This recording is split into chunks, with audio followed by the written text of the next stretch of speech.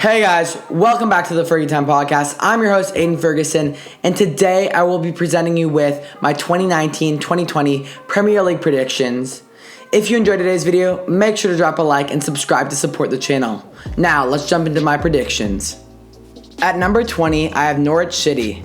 Despite winning the championship last season, Norwich fans will likely be disappointed with their club's performance in the upcoming Premier League season. The club has failed to go recruit Premier League level talent, spending only £1 million during the summer transfer window. Their most notable signings include midfielder Sam Byram, who failed to secure a spot in the West Ham first team, and Patrick Roberts, who is a promising talent on loan from Manchester City, but has failed to show real success since his loan to Celtic during the 2016-2017 season. As a result, Norwich will look a tier below their competition in the Premier League and will finish last in the table this season. At number 19, we have Sheffield United. Unfortunately for Sheffield United, breaking their club record transfer fee won't be enough to save them from relegation. This summer they signed Liz Mousset and Oliver McBurney. Mousset struggled at Bournemouth last season, scoring 1 goal in 24 matches, while McBurney scored 22 goals in the Championship for Swansea last season. Between Mousset and McBurney, Sheffield should be able to address some of the goal-scoring issues they will face in the Premier League.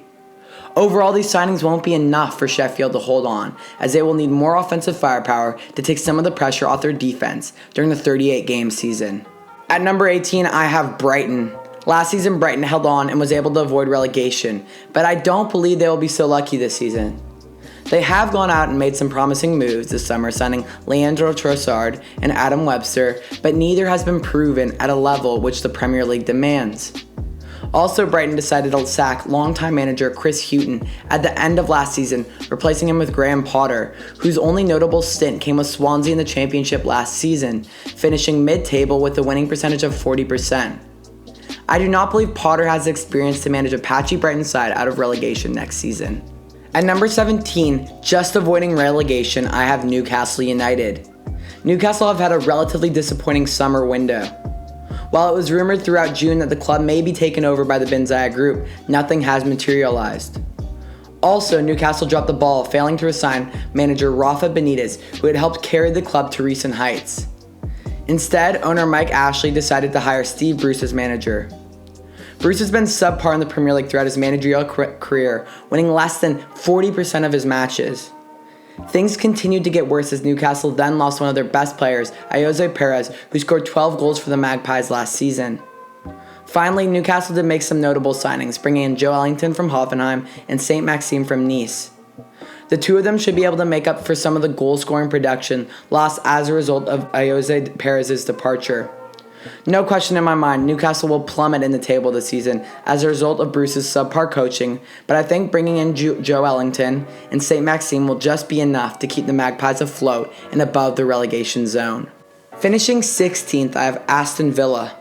Despite finishing 5th in the Championship last season, Villa were able to secure a Premier League spot through winning the Championship playoffs. Since then, Villa have actively gone out to ensure they will not be relegated by spending a whopping £130 million this summer transfer window.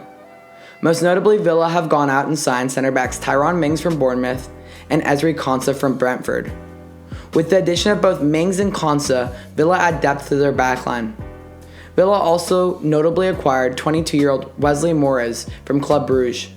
Last season in the Belgian League, Moraes scored 13 goals and tallied 7 assists.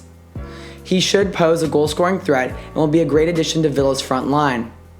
To round out the transfer window, Villa signed a variety of Premier League level players that should get the job done and give them a solid starting 11 that can keep the club afloat next season. At number 15, we have Crystal Palace. Palace is a club that has really lost more than they have gained this summer. Their only notable signing is Jordan Ayew, who has proven in the past with Swansea that he can bag a few goals in the Premier League, but he is hardly a consistent and reliable player. Crystal Palace have also lost their 2018-2019 Club Player of the Season, Aaron Wan-Bissaka, to a move to Manchester United. Finally, with the transfer window ending shortly, rumors have been heating up about star winger Wilfried Zaha potentially moving to Everton. If Palace lose Zaha, as I predict they will do, during either the summer or winter transfer window, they will drop out of their mid-table position from last season into the bottom half. Finishing in 14th, I have Burnley. Burnley had an uneventful summer, only signing one notable player, Jay Rodriguez. Last season in the championship, Rodriguez scored 22 goals and tallied 6 assists for West Brom. Rodriguez will provide Burnley with another good option up top and someone that can be taken in and out of the lineup based on form. Because other teams around them like Palace and Newcastle have considerably gotten worse, I see Burnley finishing 14th this season. Coming in at number 13, we have Southampton. Southampton had a rather simplistic summer, making moves that slightly improve their side, but do not drastically change life moving forward. Southampton acquired forward Che Adams from Birmingham City, who scored 22 goals in the championship last season. They also signed Moussa Degenepo from Standard Liège. Last season in the Belgium League, Degenepo scored 8 goals and had 2 assists in 32 matches. These are both solid signings that I believe will help improve Southampton's attack next season. Finishing in 12th, I have Watford. Watford is another team that had a mellow summer transfer window.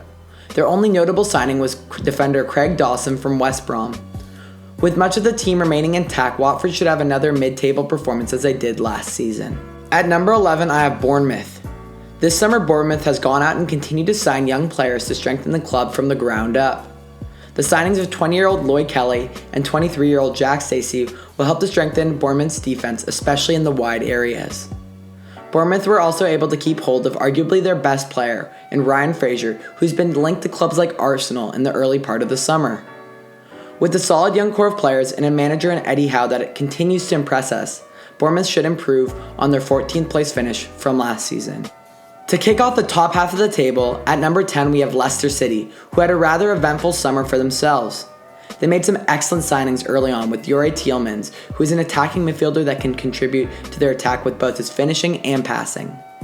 Then, Leicester also signed Newcastle striker Ayoze Perez, who scored 12 goals and tallied 2 assists last season. He should be an excellent strike partner for Vardy. The additions of Tielemans and Perez should greatly strengthen Leicester's attack that for a while now has been reliant on Vardy. Finally, Leicester lost their leader in the backline, Harry Maguire, to Manchester United. Losing Maguire is a big loss for Leicester because their defense played a major role in their success last season. As a result, I believe Leicester finished 10th, one position below last season. Finishing in 9th, I have none other than West Ham. After the messy situation with Arnautovic, which resulted in his move to China, the Hammers have made some excellent moves to replace his goal-scoring production. West Ham acquired 25-year-old French forward Sebastian Haller for a fee of roughly £45 million. Last year in Bundesliga, Haller scored 15 goals and tallied 9 assists in 29 matches. Haller will provide West Ham with a player that creates opportunities not only for himself, but for his teammates as well.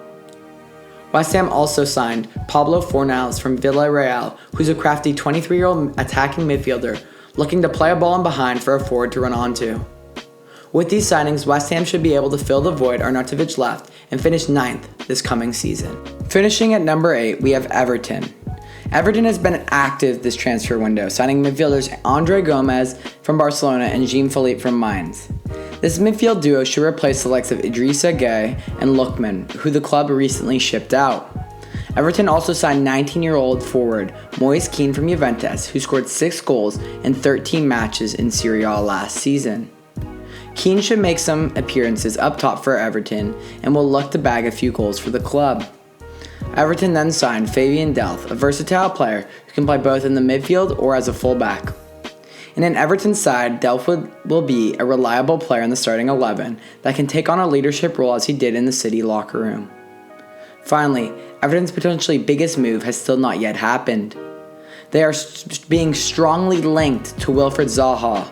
It is hard to say if the move will be successful, but my inclination is that it will take place either now or during the winter window.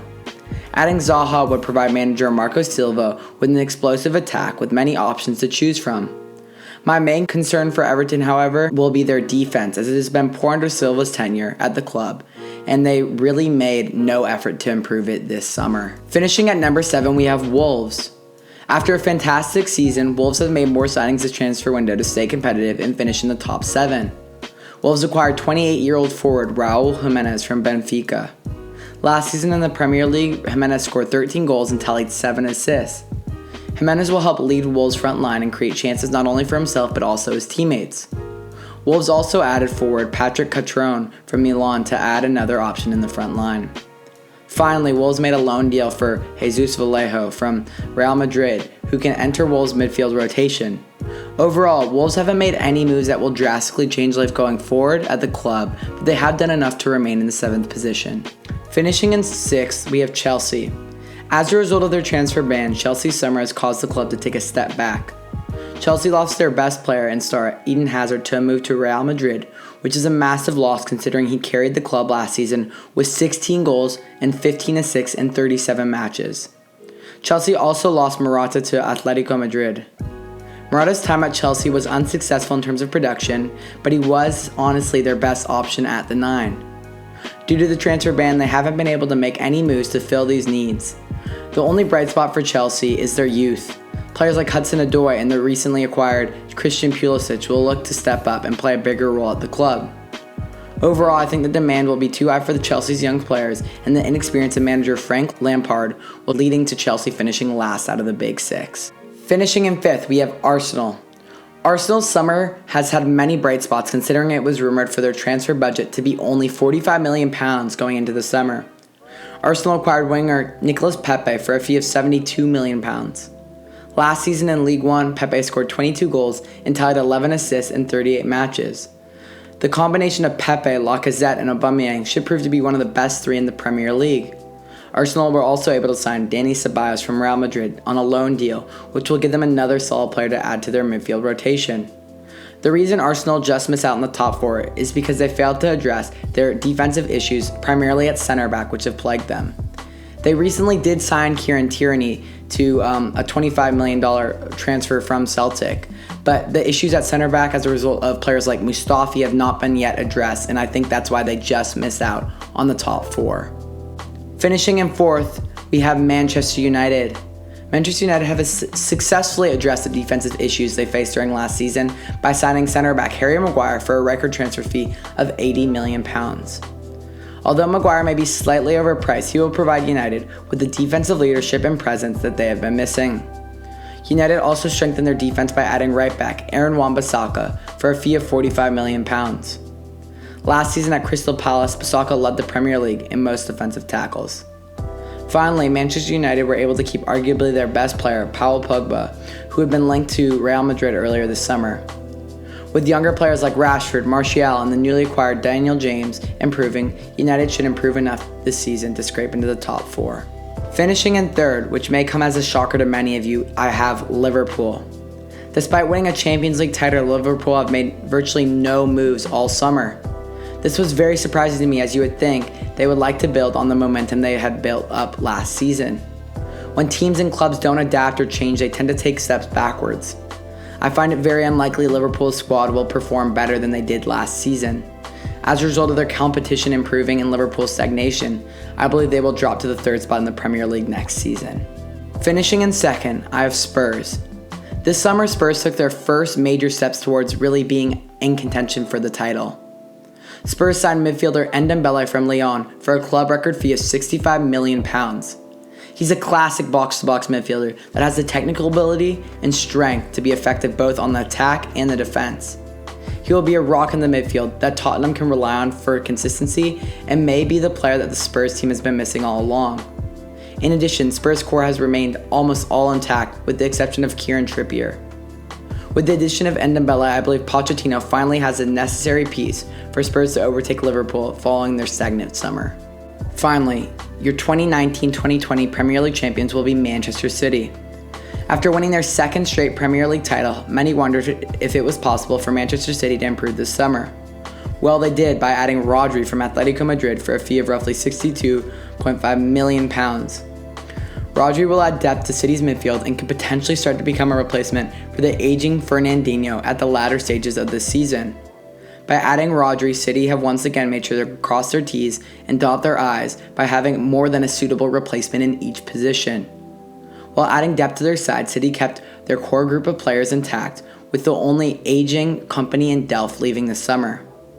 I predict City's run of success should continue and that they will win the 2019-2020 Premier League title, making them only the 2nd club to win 3 straight Premier League titles.